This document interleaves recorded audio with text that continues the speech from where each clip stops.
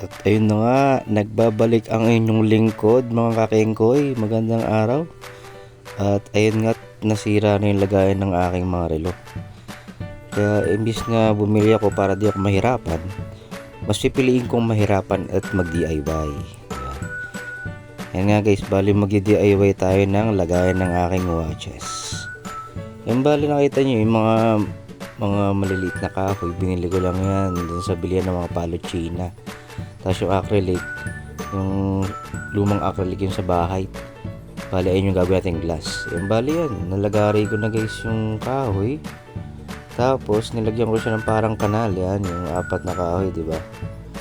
Para dyan natin mamaya isusuksok yung acrylic.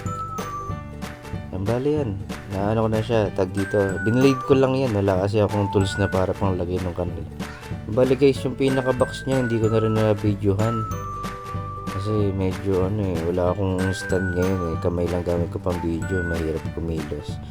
Yan guys, na-install ko na yung acrylic, yan na. Ayan yung kayo ng kahoy na apat kanina na may kanal, yan nalagay na natin yung acrylic.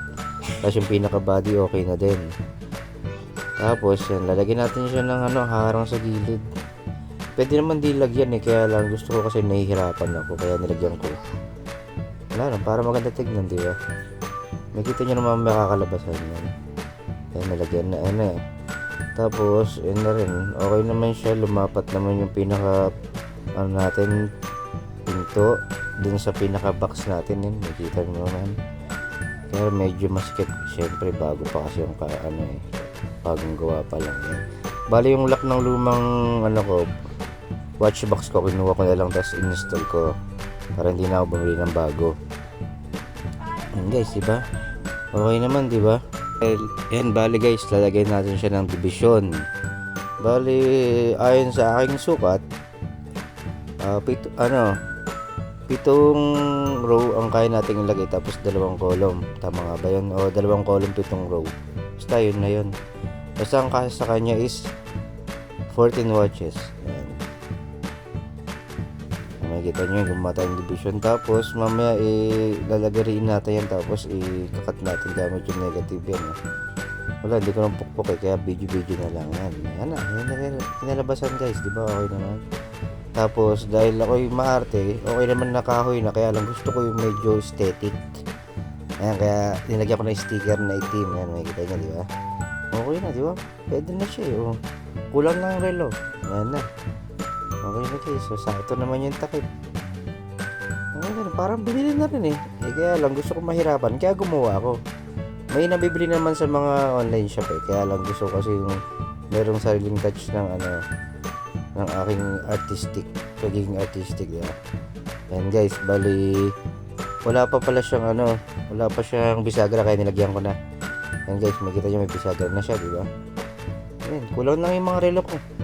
Okay na siya guys.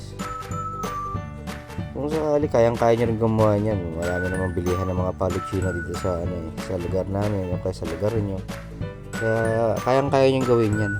Tsaka acrylic lang, madali lang naman bumili ng acrylic. Kahit yung mga scrap lang, may bibili kayo dyan, may maliliit.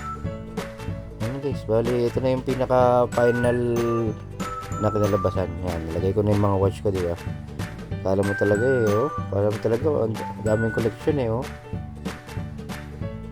Flex ba yan? Ano yung piniplex? Okay naman guys, maganda naman yung kinalabasan.